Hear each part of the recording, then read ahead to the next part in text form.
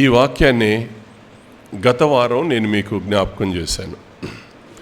Timothy అనే యవనస్తుడి జీవితాన్ని మీ ముందు ఉంచాను. తిమోతి అనే యవనస్తుడి జీవితం.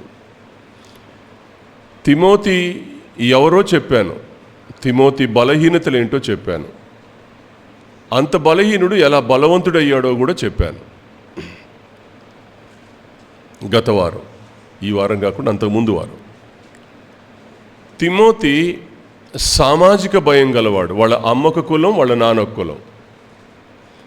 వాళ్ళ అమ్మ ఒక కులం, వాళ్ళ నాన్న ఒక కులం. ఆ కారణం చేత సామాజిక భయం కలిగినవాడు. 2, తిమోతి పిరికివాడు. 3, తిమోతి సున్నితమైన చిన్నదానికి ఏడ్చే స్వభావం కలిగినవాడు. 4, తిమోతి రోగగ్రస్తుడు, కడుపు జబ్బు ఉంది అతనికి. 4 బలహీనతలు కలిగినవాడు. ఆనాటి క్రైస్తవ ప్రపంచంలో అందరికంటే మంచి పేరు పొందినవాడు. అందరికంటే మంచి పేరు పొందినవాడు. ఇంత బలహీనుడు ఆనాటి క్రైస్తవ ప్రపంచం అంతటిలో మంచి పేరు పొందాడు. ఆనాటి క్రైస్తవ ప్రపంచంలో దైవజనుడా అని అనిపించుకున్నవాడు. ఆనాటి క్రైస్తవ ప్రపంచంలో సంఘమును గూర్చి నిజముగా చింతించువాడు అతని వంటి వాడు ఎవడు నా దగ్గర లేడు అన్నంత అసమానుడయ్యాడు. ఒక అసమానమైనటువంటి అంతస్తులోకి ఆయన ఎదిగాడు అని గత వారం నేను మీకు జ్ఞాపకం చేశాను. మనిషికి ఎలా సాధ్యం? మనిషికి ఎలా సాధ్యం? ఒక సామాజిక భయం గలవాడు, ఒక పిరికివాడు, ప్రతి చిన్న విషయానికి కూడా ముడుచుకుపోయే స్వభావం, సున్నితమైన స్వభావం కలిగినవాడు, రోగం కలిగినవాడు, రోగాలు కలిగినవాడు, అంత ఉన్నతమైన అసమానమైన అనుభవంలోకి ఎలా వెళ్ళాడు? అది ఎలా సాధ్యమైంది ఆ అబ్బాయికి? ఆయన కోసం ఏమన్నా ప్రత్యేకంగా యూనివర్సిటీ ఏదైనా కట్టారా? ఎక్కడ నేర్చుకున్నాడు ఆ అనుభవాలన్నీ?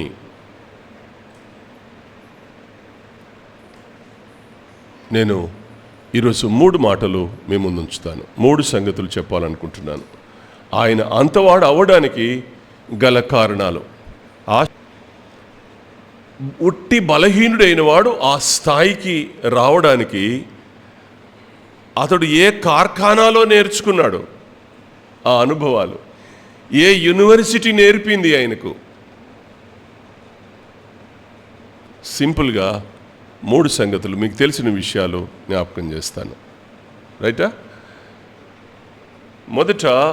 మొదట 2వ తిమోతి పత్రిక 2వ అధ్యాయం, మొదటి అధ్యాయం 5వ వచనం. 2వ తిమోతి పత్రిక 2వ తిమోతి పత్రిక మొదటి అధ్యాయం 5వ వచనం మధ్య భాగంలో చూడండి.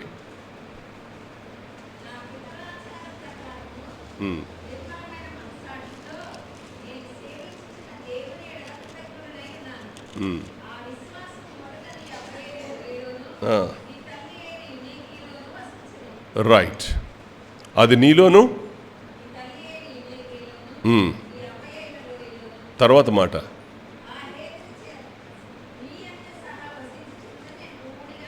ఆ మాట చదవలేను. రైట్. మొట్టమొదట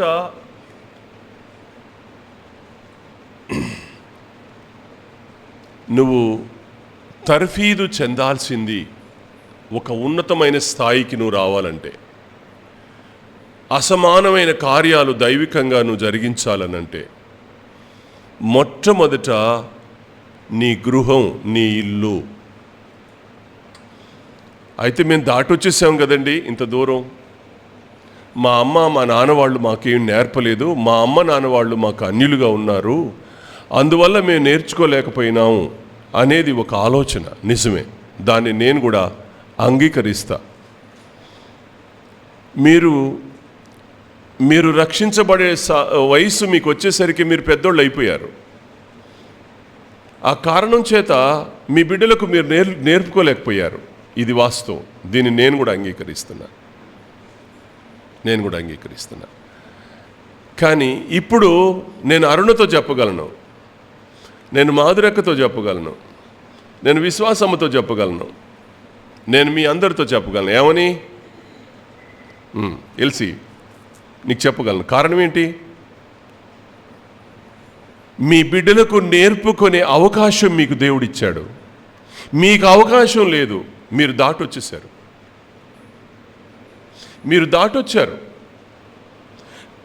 మీరు రక్షించబడేసరికే మీకు యవ్వనం వచ్చేసింది. మీరు రక్షించబడేసరికే మీకు పెళ్ళిళ్ళు అయిపోయినాయి. మీరు రక్షించబడేసరికే మీకు ఆత్మ సంబంధమైన ఏది మీకు దొరకలా. కానీ ఇప్పుడు మీకు అవకాశం వచ్చింది. మీరంటే దాటి ఇక్కడికి వచ్చారు కాబట్టి ఇప్పుడు మీరు మీ బిడ్డలను అలా పెంచాలా. ఆ అవకాశం మాత్రం దేవుడు మీకు ఇచ్చాడు. మీరు పొందుకోలేని దాన్ని మీ బిడ్డలకు అందించేటువంటి భాగ్యంలోకి దేవుడు మిమ్మల్ని నడిపించాడు. అది మగైన ఆడైన. కాబట్టి తిమోతి ఎక్కడ నేర్చుకున్నాడు అంటే, మొదట నీ అవ్వ అయిన లోయిలోను నీ తల్లి అయిన యునేకిలోను వసించింది, అది నీలోనూ అన్నాడు. అది నీలో కూడా వసించింది అని పౌలు గారు అన్నాడు. కనుక నీ ఫస్ట్ స్కూల్ ఏంటి? మన పిల్లలకు తర్ఫీదు ఇవ్వడానికి ఫస్ట్ స్కూల్ ఏంటంటే అమ్మ ఒడి, అమ్మ దగ్గరే, అమ్మే నేర్పాలా.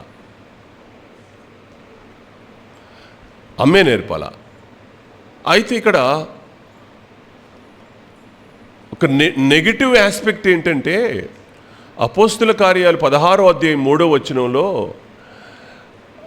అతని తండ్రి గ్రీసు దేశస్థుడు అనుంది.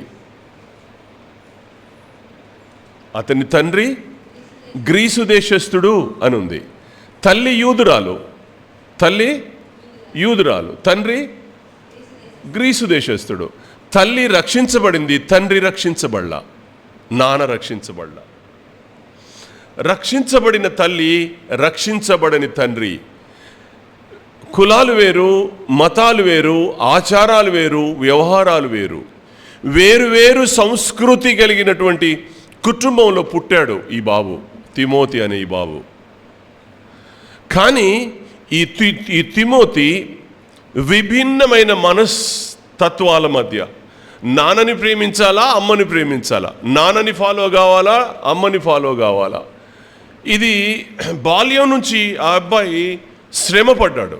కానీ ఫైనల్గా ఆ అబ్బాయిని నాన్న ప్రభావం ఆ బాబు మీద పడకుండా వాళ్ళ అమ్మమ్మ ఆ అబ్బాయిని ఆత్మీయంగా పెంచారు. నీ ఇంట్లో నాన్న సరిలేనప్పుడు, నాన్న రక్షించబడినప్పుడు, తండ్రి కానీ నిజంగా రక్షించబడకపోతే తండ్రి ప్రభావం బిడ్డల మీద పడకుండా చూసుకోవాల్సిన బాధ్యత తల్లిది. తండ్రి తాగుబోతాడవుతాడా, తండ్రి తిరుగుబోతువాడా, తండ్రి పేకాడతాడా, తండ్రి చెడ్డవాడా, తండ్రి బూతులు మాట్లాడుతున్నాడా, ఆ ప్రభావం బిడ్డల మీద పడకుండా వారిని కొంగు చాటున ఎదలో పెట్టుకొని బిడ్డల్ని పెంచుకోవలసిన బాధ్యత తల్లిది. తల్లి ఒడిలో బిడ్డలు ఆత్మీయ పాఠాలు ఎంత నేర్చుకుంటే అంత ఆశీర్వాదాన్ని మన బిడ్డలు పొందుతారు.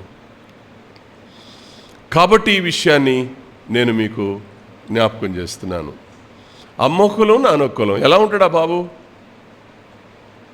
అమ్మదో ఆచారం, నాన్నదొక ఆచారం ఎలా ఉంటాడు? కుటుంబాల్లో నిలిచి చూస్తేనే అర్థం అవుతుంది ప్రాక్టికల్గా.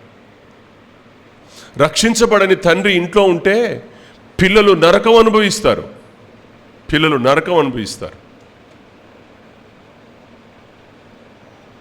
బిడ్డలకు బాల్యం, తల్లిదండ్రుల ఆ గృహం ఆ పిల్లలకు విద్యాభ్యాసాన్ని, ఆత్మ సంబంధమైన విద్యాభ్యాసాన్ని నేర్పించాలి.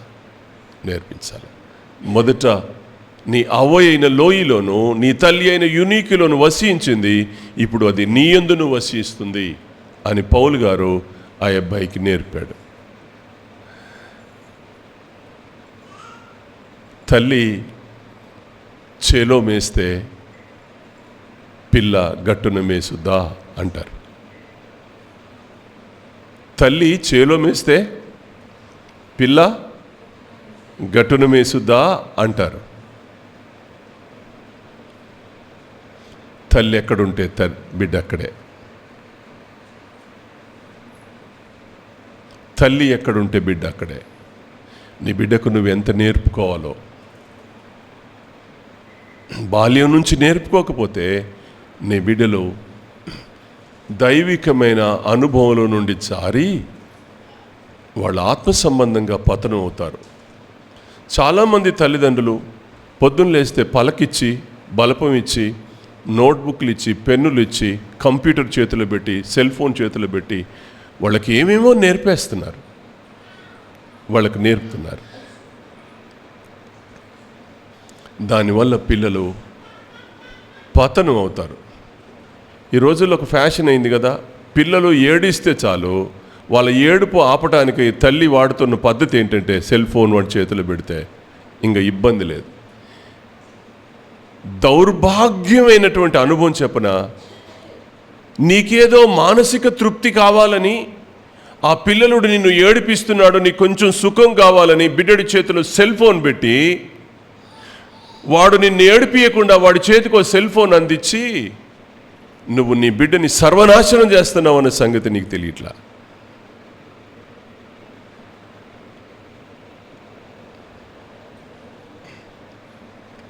నీ ఇల్లు నీ కొడుకుకు ఒక యూనివర్సిటీ కావాలి.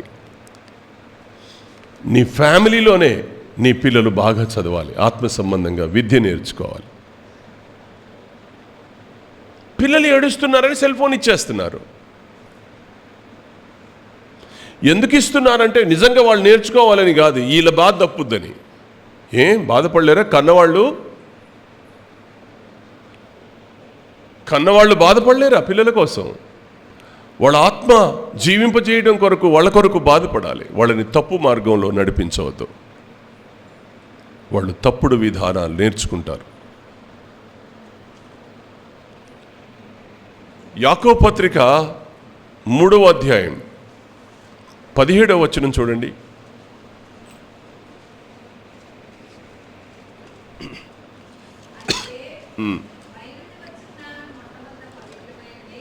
అయితే పైనుండి వచ్చు జ్ఞానము మొట్టమొదట పవిత్రమైనది, తర్వాత అది సమాధానకరమైనది, మృదువైనది, సులభముగా లోబడినది, కనికరముతోనూ మంచి ఫలముతోనూ నిండుకొనిదని. పైనుండి వచ్చే జ్ఞానంలో ఇంత బెనిఫిట్ ఉంది. నీ బిడ్డలకు నువ్వు ఏం నేర్పాలంటే పైనుంచి వచ్చే జ్ఞానాన్ని నేర్పాలా. నీ బిడ్డలకు పైనుంచి జ్ఞానం నేర్పాలా. పైనుండి పరలోకంలో నుంచి అందించే ఆ జ్ఞానాన్ని నీ బిడ్డలకు నువ్వు నేర్పు. ఎన్ని సంగతులు రాశాడు ఇక్కడ మీరు చూడండి, ఒక్కొక్కటి లెక్క పెట్టండి.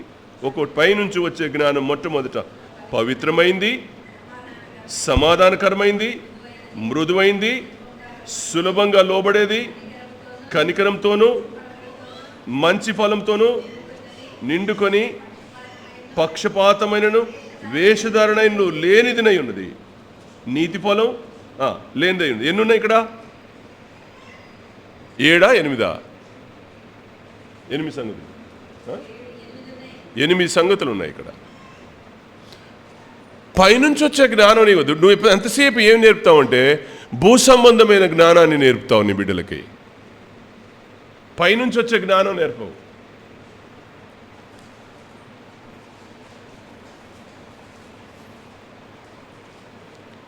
మొదట నీ అవ్వ అయిన లోయలోను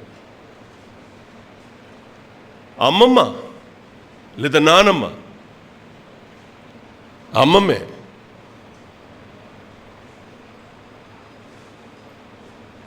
అది అమ్మమ్మ కానివ్వండి, నానమ్మ కానీ నువ్వు ఏ స్థానంలోనే ఉండు, నీ మనవడికి నీ ద్వారా అందాలా. నేను ముసలిదాన్ని అయిపోయిన నా వల్ల ఏమైందనంటే అర్థం లేదు. ఇక వాళ్ళ పిల్లలు వాళ్ళు చూసుకుంటారులేంటి అని అంటే కుదరదు. ఆ పిల్లోని తండ్రి ప్రభావం మీద పడకుండా ఆ ఆత్మ సంబంధమైన సంగతి. ఒకవేళ తల్లి చెడ్డదవుతే, తల్లికి మారుమనసు లేకపోతే, ఆ తల్లి రక్షించబడకపోతే, తండ్రి రక్షించబడితే ఈ మార్గంలో పెంచాలా. ఏదైనా ఒక పవిత్రమైన పరసంబంధమైనటువంటి జ్ఞానాన్ని మన బిడ్డలకు బోధించవలసిన బాధ్యత తల్లిది. పైనుండి వచ్చే జ్ఞానం వారికి కావాలి. భూ సంబంధమైన జ్ఞానం నిన్ను పతనం చేస్తుంది.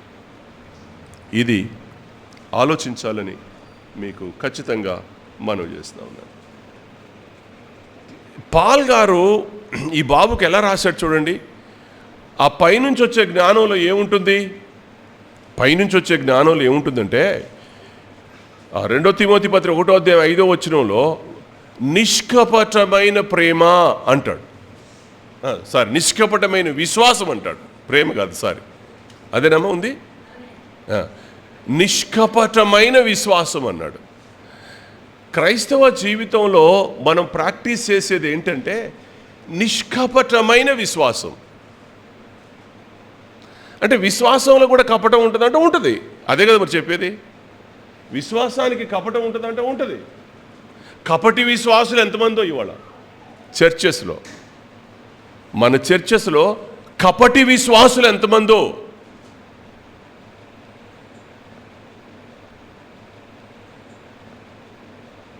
ప్రభు క్షమించాలి మనల్ని. ప్రభు మనల్ని క్షమించాలి. అనేక మంది కపట విశ్వాసాన్ని కలిగి మేము దేవుని బిడ్డలం అని ముసుగేసుకొని బ్రతుకుతున్నారు భూమి మీద. కానీ ఆ పిల్లోడు నిష్కపటమైన విశ్వాసం కలిగి ఉండడానికి గల కారణం తల్లి అయినా అవ్వ అయిన లోయి, తల్లి అయిన యునేకే. వాళ్ళిద్దరే. నేను అదే చెప్తున్నాను. మీరు తల్లులు మీ బిడ్డలకు మీరు మాదిరిగా ఉండాలా. ఎలా? బైబిల్ చదువురా అంటాడు కూర్చొని ఏమన్నా రే బైబిల్ చదువుకో అంటావు. నీ బొంద నువ్వెన్నడు బైబిల్ చదువు కొంపలో. నువ్వు బైబిల్ చదవు అని చదవమంటావు. నువ్వు చదవవు వాడిని చదవమంటే ఆడ చదువుతాడు వాడు. పిల్లల మనస్తత్వం ఏంటి? ఏం చెప్తే చేస్తారా వాళ్ళు? చెప్పింది చేయరు. మనం ఏది చేస్తే అది చేస్తారు. అది కదా వాళ్ళ సైకాలజీ. అది నువ్వు ప్రార్థన చేసుకోవడం వాడు చూడలే, నువ్వు బైబిల్ చదువుకోవడం వాడు చూడలే, నువ్వు శ్రమించడం చూడలేదు. వాడు నువ్వు కన్నీళ్ళు కార్చి విజ్ఞాపన చేయడం వాడు ఎన్నడూ చూడలే. నీ బిడ్డలకు ఇంకేమొస్తుంది? నీ బిడ్డలకు నువ్వే నేర్పుతావు? నీ జీవితంలో ప్రార్థన అంటే ఏంటో నీ మోకరిల్లి అనుభవమే లేదు నీకు. నీ బిడ్డలు నువ్వు మోకరిల్లి ప్రార్థన చేయగా చూడలా. ఎప్పుడు చూసినా ముచ్చట్లు, టీవీ, ముచ్చట్లు. ఏంటి నేర్చుకునేది? గాడిది గుడ్డు నేర్చుకోవాలి. ఇంత పెద్ద గాడిది గుడ్డు. అయ్యో నా చిన్నపిల్లలు ఎదుగుతున్నారు, వాళ్ళకి నేనేం నేర్పాలి పాఠం? ఒక విశ్వాసిగా, ఓ నిష్కపటమైన విశ్వాసిగా నువ్వేం నేర్పుతున్నావనంటే పిల్లల దగ్గర కూర్చొని టీవీలలో సినిమాలు చూడడం నేర్పిస్తున్నావు నువ్వు, సీరియల్ చూడడం నేర్పిస్తున్నావు నువ్వు. కూర్చొని బైబిల్ చదువుకో, వాళ్ళు చూస్తారు. నువ్వు కూర్చొని ప్రార్థన చేసుకో, నిన్ను చూస్తారు వాళ్ళు. నువ్వు కన్నీళ్ళు కార్చి ఏడు, చూస్తారు వాళ్ళు. నువ్వేం చేస్తావు అది చూస్తారు. అది చెయ్యి. నీ ఇల్లు ఒక యూనివర్సిటీగా మారాలా నీ బిడ్డల కోసం. నీ బిడ్డల కొరకు ఒక యూనివర్సిటీగా నీ ఇల్లు మారకపోతే ఏమీ ఉండదు. ఆ తర్వాత వాళ్ళు తీసుకొచ్చే తలనొప్పులన్నీ తర్వాత కదా. వాళ్ళు పెద్దయి తలనొప్పులన్నీ తీసుకొస్తుంటే ఆ రోజే బియ్యం గింజ గొంతులేసి చంపితే బాగుండేది, దరిద్రురాల ఎందుకు పుట్టావంటారు. అప్పుడు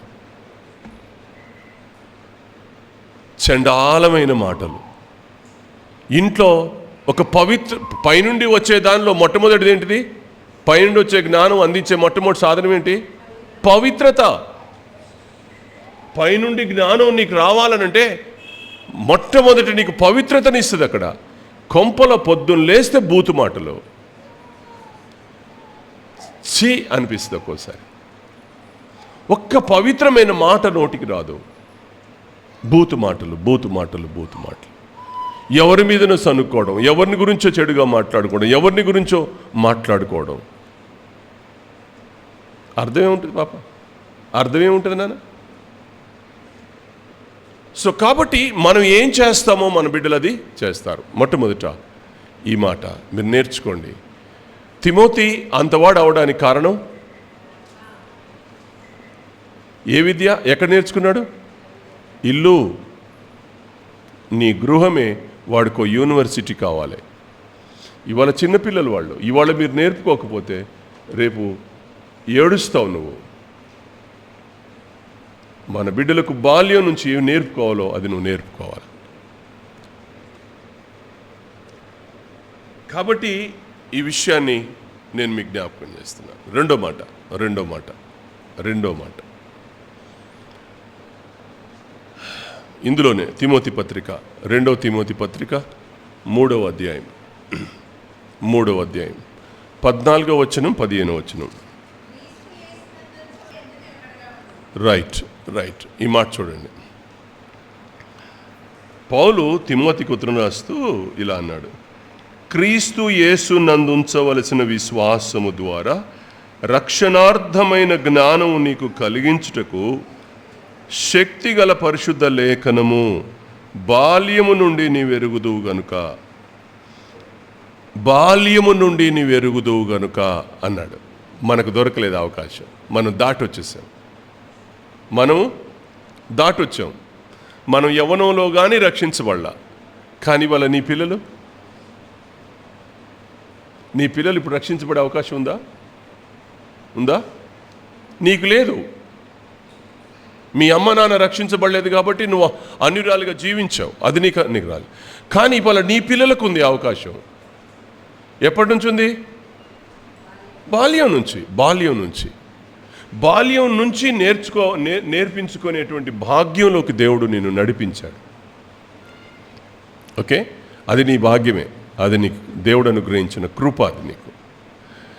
కాబట్టి ఇక్కడ నేనేం చెప్తున్నానంటే, ఈ మంచి మాట రాశాడు, రక్షణార్థమైన జ్ఞానం కలిగించుటకు.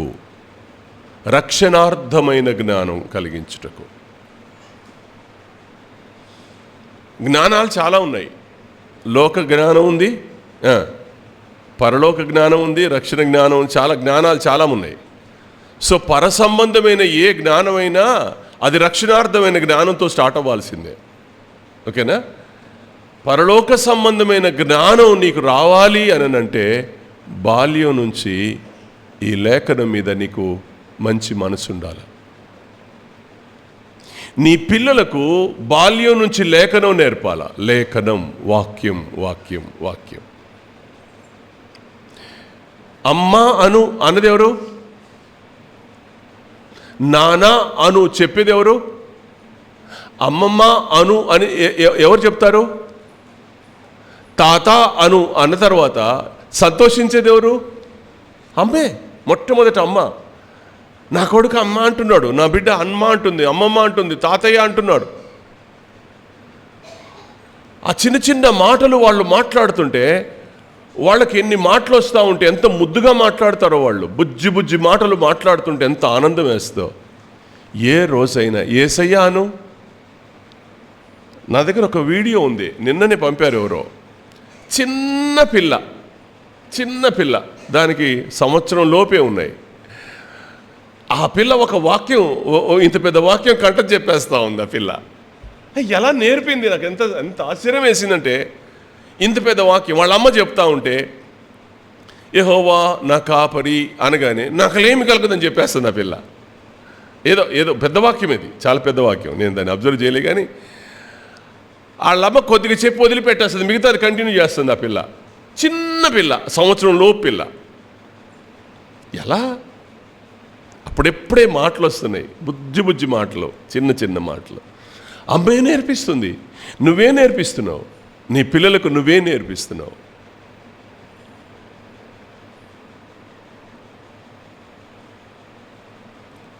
లేఖనం నేర్పించడం చాలా అవసరం. రోజుకొక కంటత వాక్యం నేర్పించండి.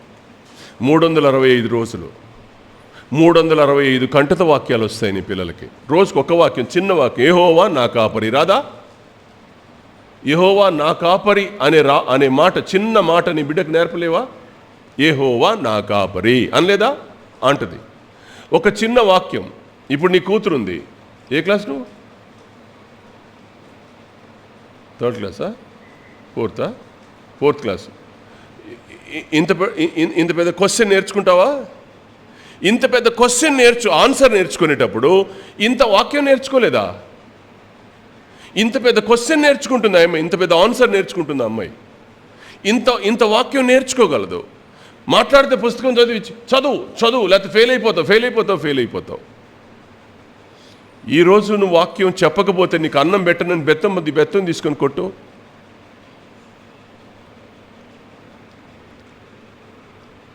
పిల్లల్ని దేవుని వాక్యం దగ్గర కొట్టడానికి ఇష్టపడం. సంవత్సరం తిరిగేసరికి ఎన్ని ఉంటాయి అమ్మాయి నోట్లో వాక్యాలు? 365 వాక్యాలు. సంవత్సరం తిరగకుండా 365 వాక్యాలు నోట్లో ఉంటే ఆ పిల్ల మాట్లాడేది ఏంటిగా? నీకు అర్థమవుతుందా? అరుణ, ఏం నేర్పిస్తున్నావు? ఎల్సి, ఏం నేర్పిస్తున్నావు? మాధురి, ఏం నేర్పిస్తున్నావు? మీ బిడ్డలకు ఏం నేర్పిస్తున్నారు మీరు? ఒక్కరోజు వాక్యం నేర్పిద్దామని ఆలోచన నేర్పండి. ఆయన అన్నాడు ఇక్కడ, బాల్యము నుంచి శక్తిగల నీ వాక్యం అన్నాడు, శక్తిగల లేఖనం అన్నాడు. బాల్యం నుంచి నేర్చుకున్నాడు. ఇక్కడ బాల్యం అనే మాట ఇంగ్లీష్ బైబిల్లో ఏముందో చెప్పనా? పారిజాత శిశువు అనుంది, ఇన్ఫాంట్ బేబీ అనుంది. అంటే 2 సంవత్సరాల లోపు నుంచి నేర్చుకుంటున్నాడు అనమాట అబ్బాయి. Before 2 years. పారిజాత శిశువు దాని అర్థం చూశాను నేను, బైబిల్ డిక్షనరీ చూశాను. పారిజాత శిశువు అంటే 2 సంవత్సరాల్లో పిల్లలు అంటారు. అంటే అప్పటి నుంచి నేర్చుకున్నాడు ఆ అబ్బాయి. వాళ్ళ అమ్మ ఎంత నేర్పారు ఆ పాఠం. చిన్నప్పటి నుంచి నేర్చుకున్న లేఖను తన గుండెల్లో ఉంటే ఇప్పుడు ఆ స్థాయికి వెళ్ళకపోతే ఎక్కడికి వెళ్తాడు?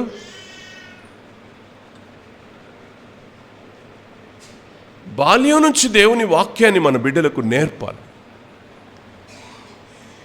నీ పిల్లని అసమానుడిగా చేసేది, నీ బిడ్డల్ని ఉన్నత స్థానంలో నిలిపేది, నీ బిడ్డల్ని తిమోతి వలె మంచి పేరు రావడానికి, తిమోతిలాగానే దైవజనుడు అనిపించుకోవడానికి, తిమోతిలాగానే ఇతని వంటి వాడు ఎవరూ లేరు, అంత ఉన్నతుడు అని అనిపించుకోవాలి అని అంటే, నీ బిడ్డలు ఒక స్థాయిలో కనబడాలి అని అంటే బాల్యం నుంచి నువ్వే ఒక పాఠశాలగా మారాలి. రెండు నీ ఇల్లు ఒక పాఠశాలగా మారాలి మొదట. 2 నువ్వు నీ ఇల్లు. 2 నీ నోట నుంచి నువ్వు ఆమెకు అందించే నీ దేవుని లేఖనం, శక్తిగల దేవుని లేఖనం ఆ బిడ్డ జీవితంలోకి రావాలి. తిమోతి ఉట్టిగానే పైకి రాలా. శక్తిగల దేవుని వాక్యం ఎవరి అంతరంగంలో ఉంటుందో, ఎవరు దాన్ని పాటిస్తారో ఆ పిల్లలు అసమానులు అవుతారు. సామాన్యులు కాదు, అసమానులు అవుతారు. వాళ్ళు అసమాన్యమైన ప్రతిభను వాళ్ళు ప్రదర్శిస్తారు. వాళ్ళు పిరికివాడు, సామాజిక భయం గలవాడు, ఇట్లా ముట్టుకుంటే ఏడ్చే సున్నితమైన స్వభావం గలవాడు, రోగగ్రస్తుడు. కానీ ఎంత ఎత్తుకెదిగాడు, అంత ఉన్నతమైన అనుభవంలోకి రావడానికి గల కారణం ఏంటంటే పైనుండి వచ్చే ఆ జ్ఞానాన్ని, పరిశుద్ధమైన జ్ఞానాన్ని, రక్షణార్థమైన జ్ఞానాన్ని ఆయన బాల్యం నుంచే 2 ఏళ్ల నుంచే నేర్చుకుంటూ వచ్చాడు ఆ పిల్లోడు. ఉన్నతంగా అప్పుడు రోగాన్ని లెక్క చేయడిగా. వాక్యం నేర్చుకున్నవాడు దేనికి భయపడడు. వాక్యం ఏం చేస్తుంది? మనిషిని ధైర్యపరచుద్ది, బలపరచుద్ది, జ్ఞానం ఇస్తుంది, ఎన్నో అద్భుతాలు, ఎన్నో అనుభవాలు నేర్పిస్తుంది. 119వ కీర్తన 24వ వచనం చూడండి. 119వ కీర్తన 24వ వచనం.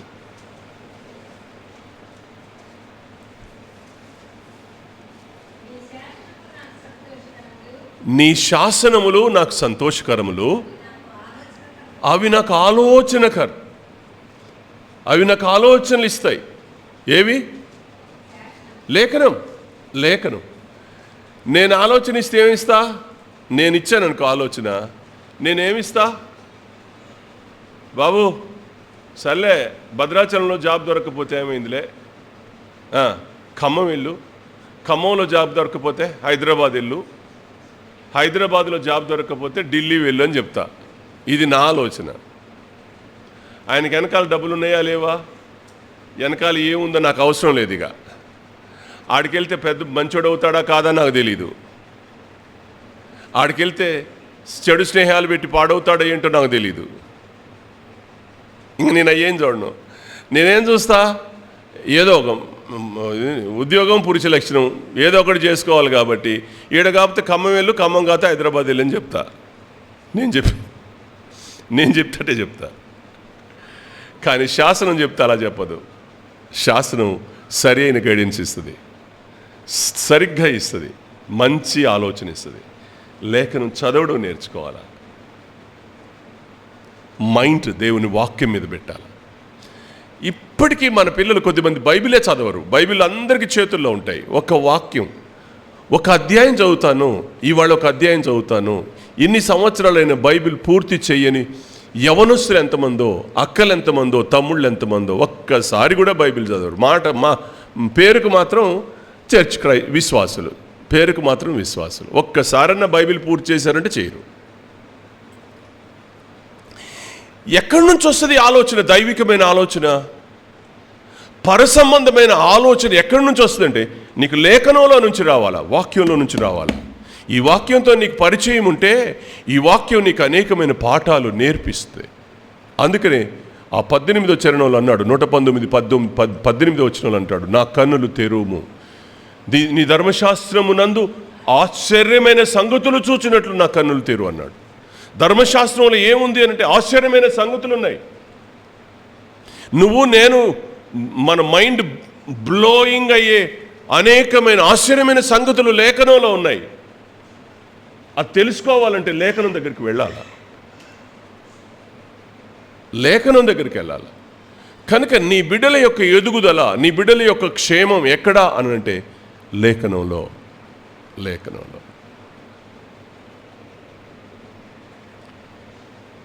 లేఖనం నీ చేతిలో ఉండాలి, లేఖనం నీ హృదయంలో ఉండాలి, లేఖనం నీ నోట్లో ఉండాలి, లేఖనం నువ్వు అనుసరించాలి, చిన్నపిల్లలకు నేర్పించాలి. రోజుకో కంటద వాక్యం. ఏం చెప్పింది వాక్యం? సోమరివాడు చెప్తావు ఏదో ఒకటి,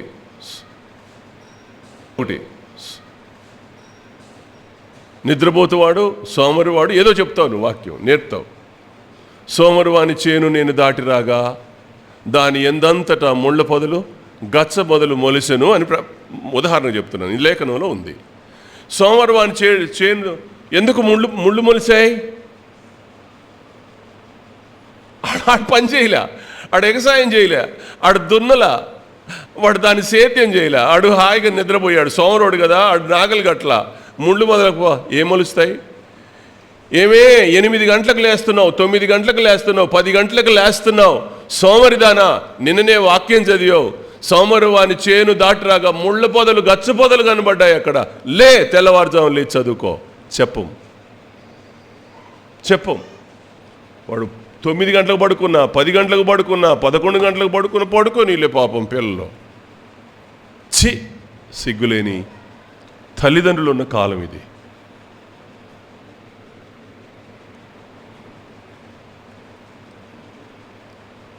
జాగ్రత్త సుమ.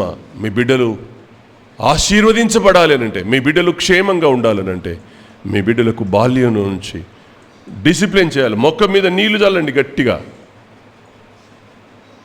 మొక్క మీద నీళ్లు చల్లండి. ప్రేమించకండి. మీ ప్రేమ బిడ్డల్ని పాడు చేస్తే, మీరు ఆత్మ సంబంధమైన జ్ఞానం చేత వాళ్ళకి సలహాలు ఇచ్చినప్పుడు వాళ్ళు దీవించబడతారు. శ్రమించడం నేర్పండి బిడ్డలకి, కష్టపడడం నేర్పండి బిడ్డలకి. అల్లారు ముద్దుగా పెంచేస్తారు పిల్లల్ని, అల్లారు ముద్దుగా. అస్సలు ఏమండి, ఏ తల్లికి తండ్రికి ఉండదు చెప్పండి? బిడ్డల్ని ఎత్తుకోవాలి, ముద్దాడాలి, హాయిగా ఉండాలి, కష్టం కలగకూడదు. అందరూ ప్రతి తల్లికి ప్రతి తండ్రికి ఉంటుంది. నేను అంటున్నాను, యునికేక్ లేదా? అవ్వ అయిన లోయికి లేదా? ఆమె కూడా అమ్మేగా, వీళ్ళకి లేదా? ఏరా, వాళ్ళ అమ్మలు గారా, వాళ్ళ అమ్మమ్మలు గారా ఎందుకు లాడ్ చేయలేదు? ఎందుకు ఆ డిసిప్లిన్ నేర్పారు? ఎందుకు వాక్యం నేర్పారు చిన్నతనం నుంచే? ఇవాళ అసమానుడిగా కనబడుతున్నాడు తిమోతి. ఆనాటి క్రైస్తవ ప్రపంచంలో మంచి పేరు పొందినవాడు, ఆనాటి క్రైస్తవ ప్రపంచంలో దైవజనుడు అనిపించుకున్నాడు, ఆనాటి క్రైస్తవ ప్రపంచంలో ఇలాంటి వ్యక్తి లేడు అనిపించుకున్నాడు. ఉర్దూలో ఒక సామెత ఉంది, అనొచ్చు అనకూడదు కానీ, లాడ్కా బేట గూడు కాతే కతే గూ కాతే అంటాడు. అంటే అల్లారు ముద్దుగా పెంచినోడు ఇది తింటాడంట పోరగాడు. అది ఆ ఉర్దూలో ఉన్న భాష. ఏమనవు మనం, అల్లారు ముద్దుగా పెంచినాడు వాడు ఏం చేసినా కూడా ఓకే, అల్లారు ముద్దుగా వాడు ఏం చేసినా కూడా ఆఖరికి వచ్చారు వాడు తినేది అదే. ఇక ఎప్పుడూ బిడ్డలని లాడ్ చేసి పెంచకండి, శ్రమించండి, కొట్టండి, పిల్లల్ని నేర్పించండి, వాళ్ళకి బుద్ధి నేర్పండి, బుద్ధి నేర్పండి. 119వ కీర్తన 119వ కీర్తన 98వ వచనం. 98 అమ్మా.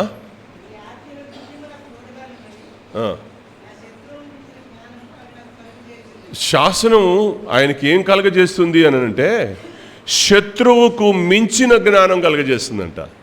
హలో, శాసనం మనకు నేర్పేది ఏంటంటే, ఓ శత్రువు నిన్ను పాడు చేయాలనుకుంటున్నాడు, నిన్ను పాడు చేయాలని అనుకున్నప్పుడు శత్రువు వాడు చేసే దాడి గొప్పది. వాడు ఏదో ప్లాన్ చేసుకుంటాడు, వాడు ఏదో ఒక ప్లాన్ చేసుకుంటాడు. నీ వ్యాపారం పాడు చేయడానికో, నీ చదువు పాడు చేయడానికో, నీ చేను పాడు చేయడానికో, నీ చదువు పాడు చేయడానికో, నీ భవిష్యత్తు పాడు చేయడానికో శత్రువు నిన్ను పాడు చేయడానికి వాడు తరుముతూ ఉంటాడు. కానీ లేఖనం నీ దగ్గర ఉంటే, ఈ లేఖనం నీకేం నేర్పుద్దంటే శత్రువు కంటే మించిన జ్ఞానాన్ని దేవుడు నేర్పుతాడు నీకు. అందువల్ల నువ్వేమవుతాడు, వాడు ఏ ఎత్తుగడేసావో దానికి పై ఎత్తుగడేస్తావు, వాడు ఓడిపోతాడు. అరే, నేను ఇన్ని ప్లాన్లు వేసినా కూడా ఆమె గెలుస్తుంది, అతడే గెలుస్తున్నాడు, నేను ఎందుకు ఓడిపోతున్నాను అనుకుంటాడు. అసలు లేఖనం దగ్గరికి నువ్వు రావు కదా. శాసనం శత్రువు కంటే మించిన జ్ఞానాన్ని నేర్పిస్తుంది నీకు. అది నేర్చుకోక నువ్వు పతనం అవుతున్నావు, నీ వ్యాపారం పాడైపోతుంది, నువ్వు చేసే పని పాడవుతుంది, నీ చదువు పాడవుతుంది, నీ భవిష్యత్తు పాడవుతుంది. అది కావాలి, మొట్టమొదట అది కావాలి. అందుకనే శాసనం ఎంత గొప్పదో. 99వ వచనం.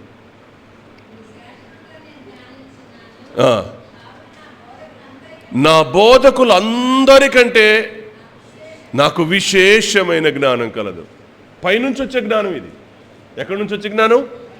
పైనుంచి వచ్చే జ్ఞానం. రక్షణార్థమైన జ్ఞానంలో ఏముంటుందంటే బోధకుల కంటే ఎక్కువైన జ్ఞానం ఉంటుంది. బోధకులు ఏమైనా పైనుంచి ఊడిపడ్డారా? కాదు కదా. లోకం వాళ్ళు ఆ స్థాయికి వచ్చారు. ఎన్ని అనుభవాలు దాటుకుంటూ బోధకుల స్థానానికి వచ్చారు వాళ్ళు. ఈ స్థానం చిన్నదేం కాదు, కానీ నిజంగా నీకు శాసనం వాక్యంతో నీకు టచ్ ఉంటే, వాక్యంతో నీకు పరిచయం ఉంటే, నీ బోధకుల కంటే శ్రేష్టమైన జ్ఞానం నీకు వస్తుంది. నువ్వే నీ పిల్లలకు, నీ ఆత్మీయ తల్లిదండ్రులకు నువ్వే వాక్యం చెప్పొచ్చు. నాన్న అలా చేయకపోతే బాగుండేదేమో. చెప్పనా ఉదాహరణకు, నానా కట్టెలున్నాయి నిప్పుంది, కట్టెలున్నాయి నిప్పుంది, గొర్రెపిల్లేది అన్నాడు. ఎవరు? ఇస్సాకు. నానా కట్టెలున్నాయి గొర్రెపిల్లుంది, నిప్పేది, అదే సారీ ఇది గొర్రెపిల్లేది అన్నాడు. యెహోవా ఈరే, దేవుడు చూసుకుంటాడు పా కొడుకు అన్నాడు. తాను చేయబోదే తనకు తెలుసు కనుక. ఎందుకు చెప్పాడు ఈ మాట అంటే, ఒకవేళ మా నాన్న పెద్దోడైపోయాడు కదా, మర్చిపోయాడేమో. దాని కింద వచ్చింది 100వ చరణం చూడండి. 100వ చరణం.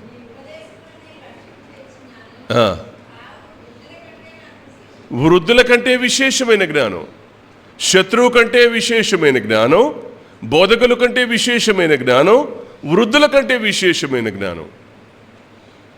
లేఖనం యొక్క ఆ శ్రేష్టత మనకు అర్థమవుతే, వాక్యం మనకు అర్థమవుతే, ఈ వాక్యం శత్రువు కంటే ఎక్కువగా, బోధకుని కంటే ఎక్కువగా, వృద్ధుని కంటే ఎక్కువగా, నానా కట్టెలు బాగానే, నిప్పుంది, గొర్రె పిల్లేది, మా నాన్న మర్చిపోయాడేమో, పెద్దోడైపోయాడుగా, 120 ఏళ్ళు దరిదాపుగా, 120 ఏళ్ళు దాటినాయి, మా నాన్న ముసలోడైపోయాడు, ఒకవేళ గొర్రెపిల్లని మర్చిపోయాడేమో. ఎక్కడి నుంచి వచ్చింది ఈ అబ్బాయికి ఆ జ్ఞానం? ఇస్సాకుకి ఎక్కడి నుంచి వచ్చింది జ్ఞానం? నాన్నకే సలహా ఇచ్చే జ్ఞానం ఎక్కడి నుంచి వచ్చింది? పైనుంచి తన జ్ఞానాన్ని సంపాదించుకున్నాడు. లోక సంబంధమైన జ్ఞానం కాదు, ఆత్మ సంబంధమైన జ్ఞానం నీకు ఆలోచన చెప్పి నిన్ను ఎంత ఆత్మీయంగా నడిపిస్తుందో చెప్పలేను. కాబట్టి ఈ లేఖనం అనే కార్ఖానాలో, ఈ లేఖనం అనే ఈ ఫ్యాక్టరీలో, ఈ లేఖనం అనే యూనివర్సిటీలో నువ్వు పెరగాలి, నీ బిడ్డలు పెరగాలి. నువ్వు పెరగాలి, నీ బిడ్డలు పెరగాలి. ఇక్కడే ఆగి ఒక మాట చెప్తా. బాల్యంలో అమ్మా నాన్న నేర్పించాల్సిన వయసులో మనం నేర్చుకోలేదు, ఇక్కడికి వచ్చేసాం మనం. కానీ ఇవాళ నీ బిడ్డలకు నేర్పుకునే ఆధిక్యత దేవుడు నీకు ఇక్కడ ఇచ్చాడు. ఇక్కడ నీకు దొరికిన భాగ్యం ఏంటంటే, అమ్మా నాన్న దగ్గర నుంచి నేర్చుకోలేంది ఇవాళ దేవుని సంఘంలో దేవుడు నీకు నేర్పుతున్నాడు. ఇప్పుడు నీ అమ్మా నాన్న దేవుని సంఘమే. దేవుని సంఘం నీకు లేఖనం నేర్పిస్తుంది. వయసు దాటి వచ్చావు కదా, అమ్మా నాన్న నేర్పించే వయసు దాటి లోపలికి వచ్చావు. ఇప్పుడు నీ బిడ్డలకు నేర్పించుకోవడానికి నువ్వు నేర్చుకునే స్థాయి ఎక్కడంటే దేవుని సంఘం. ఇక్కడ లేఖనం నువ్వు నేర్చుకొని బిడ్డలకు నేర్పుతావు. ఇవాళ లేఖనం నేర్పే స్థలం ఏది అంటే దేవుని సంఘం. దేవుని సంఘంలో ఎంత వాక్యం నేర్చుకోవచ్చో చెప్పలేను. శ్రేష్టమైన పాఠాలన్నీ కూడా దేవుని సంఘంలో మనకు దొరుకుతాయి. క్రిస్మస్కు, గుడ్ ఫ్రైడేకు, లేకపోతే చర్చి తరపున భోజనాలు పెడుతున్నారు అంటే అబ్బా ఆ వేళ చూడాలి 600 మంది, 700 మంది, 800 మంది కిటకిటలాడిపోతారు. ఎన్నడూ గుడికి రానివాడే మొట్టమొదటి లైన్లో కూర్చుంటాడు. ఎన్నడూ చర్చికి రాడు, వెనకాల కుర్చీ దగ్గర రెడీగా ఉంటారు. వీళ్ళు ఆడు తినని కూడా తినడు, ఆ ముందున్న తిని కూడా తిని వెనకాల రెడీగా ఉంటారు. ఏంటంటే చర్చి భోజనం, దేవుని భోజనం.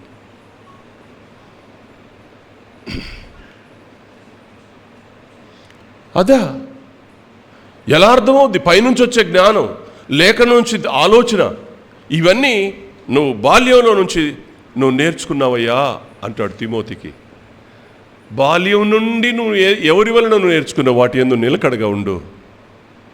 అమ్మ నుంచి నేర్చుకున్నావు, సంఘం నుంచి నేర్చుకున్నావు, సేవకుల నుంచి నేర్చుకున్నావు. నేర్చుకున్న దానిలో నువ్వు నిలకడగా ఉండు. అది ఆయన చెప్పిన మాట. చెప్పండి, ఇప్పుడు మొదట ఏ కార్ఖానాలో నేర్చుకున్నాడు?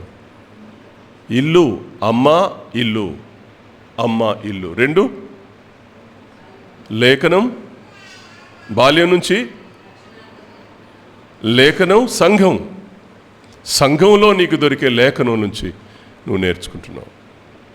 2 మూడో మాట చెప్తాను. అపోస్తలుల కార్యాలు 16వ అధ్యాయం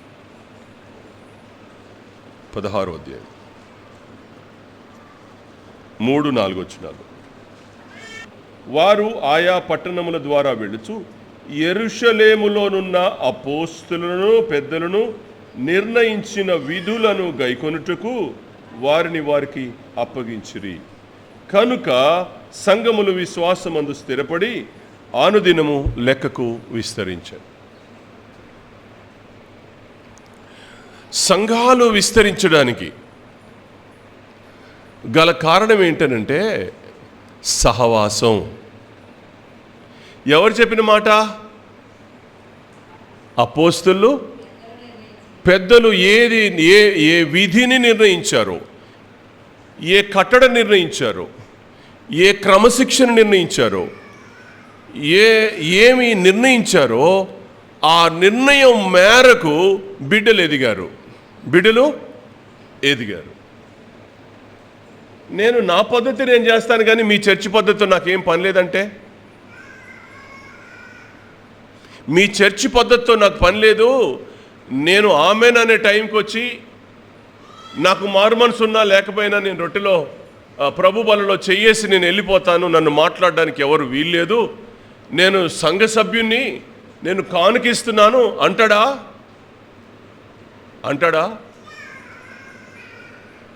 నేనన్నా నన్ను మెడలు పెట్టి బయటికి గెంటాలి మీరు ఈ మాట.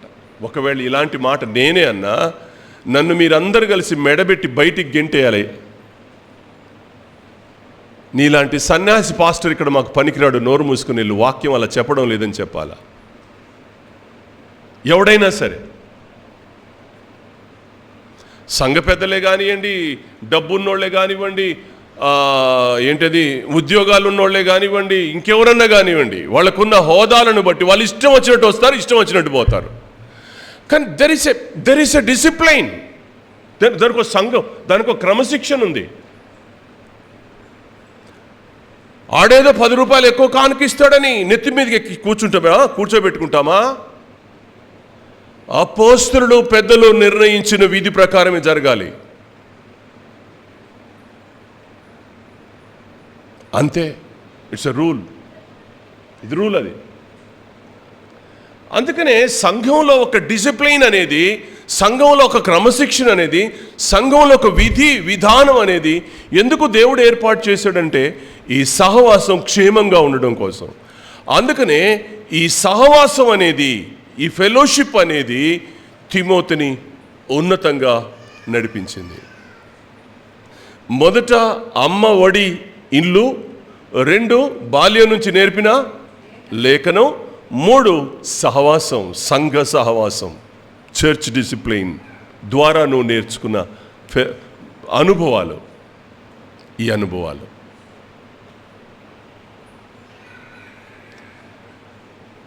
కొద్దిగా బైబిల్ చదవటం రాగానే, కొద్దిగా ప్రార్థన చేయటం రాగానే, కొద్దిగా వాక్యం చెప్పడం రాగానే హీరోసం అయిపోయి నేను నా ఇష్టం వచ్చినట్టు చేస్తాననే స్వభావం కలిగిన వారు బయటికి వెళ్ళిపోవాలా. అక్కడ ఒక నాయకత్వం ఉంటుంది, దైవికమైన అపోస్తలులు ఉన్నారు, పెద్దలున్నారు.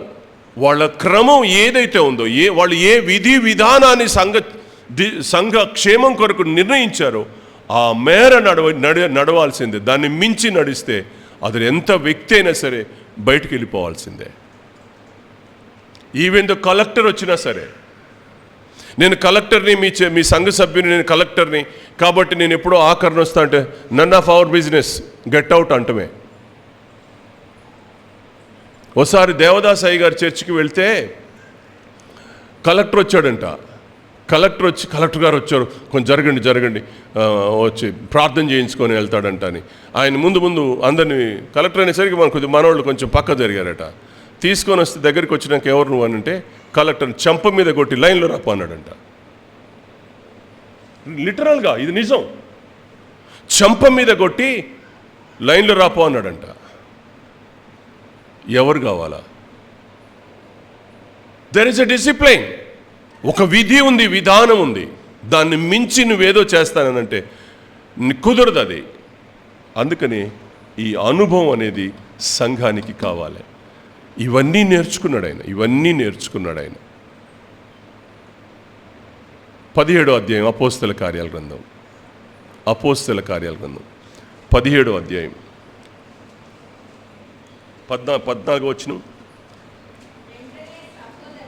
మ్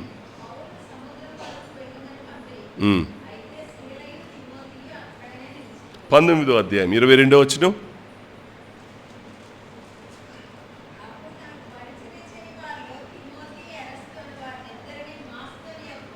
రైట్. 20వ అధ్యాయం 4వ వచనం.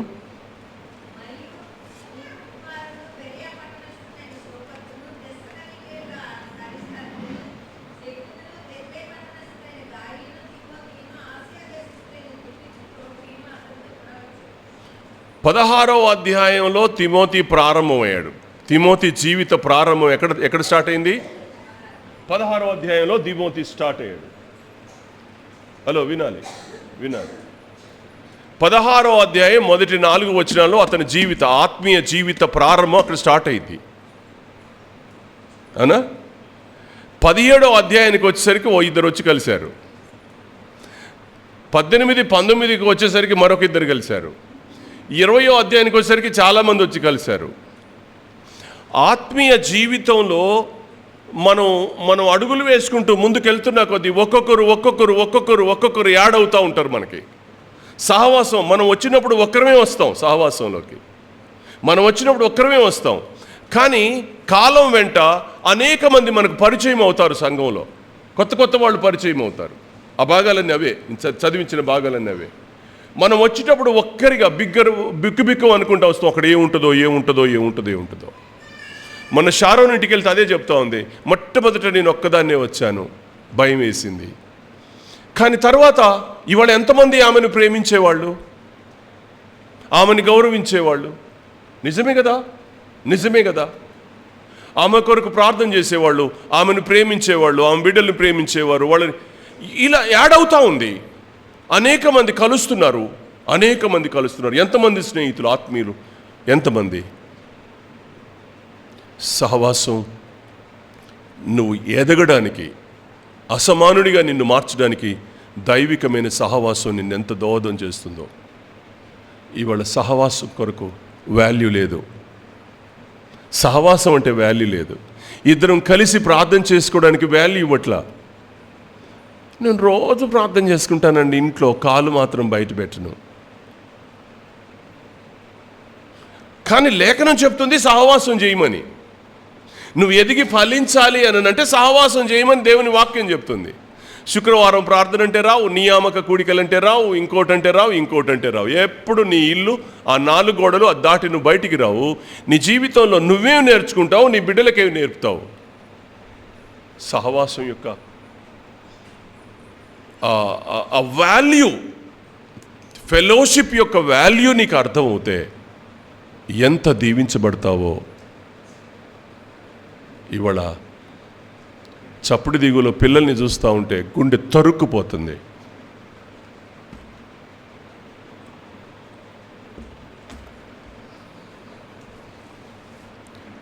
నువ్వు, నీ పిల్లలు, నీ కుటుంబం మొత్తం ఆశీర్వదించబడి ఒక స్థాయికి రావాలి అంటే ఈ 3 అంతల అనుభవం మనం దాటొచ్చాం. చాలా దూరం వచ్చేసాం. చిన్నపిల్లలకి ఇప్పుడు ఇలాంటి పిల్లలకు అవకాశం ఉంది. మీకు మీ బిడ్డలకు నేర్పుకునే అవకాశం దేవుడు మీకు ఇచ్చాడు. మొదట నీ ఇల్లు, నువ్వు నీ ఇల్లు. 2 నీ చేతిలో ఉన్న లేఖనం నీ బిడ్డలకు. 3 సహవాసం, సంఘం. ఈ 3 నీ బిడ్డలు ఉంటే కదలకుండా, చెదరకుండా, చెదబట్టకుండా అద్భుతంగా వాళ్ళు ఉంటారు. ఆశీర్వాదకరమైన అనుభవం ఉంటుంది. పుచ్చుబట్టరు నీ బిడ్డలన్నడు పుచ్చుబట్టరు. నీ బిడ్డలకు చెదబట్టదు. నీ బిడ్డలు కరిగిపోరు. నీ బిడ్డలు స్ట్రాంగ్గా ఉంటారు, దీవించబడతారు. తిమోతి ఖచ్చితంగా అలాగే దీవించబడ్డాడు. మంచి పేరు తెచ్చుకున్నాడు, దైవజనుడు అనిపించుకున్నాడు. ఇలాంటి వ్యక్తి ఒక్కరు కూడా లేరు నా దగ్గర. 100 మందిలో ఇతడే ది గ్రేట్ అనిపించుకున్నాడు. ఎంత శ్రేష్టమైన అనుభవం. దేవుడు ఆ శ్రేష్టమైన అనుభవాలు మీకు, మీ బిడ్డలకు ఇచ్చి ఆశీర్వదించును గాక. ఆమేన్. ప్రార్థన చేసుకుందాం. తలలు వంచండి. బల్ల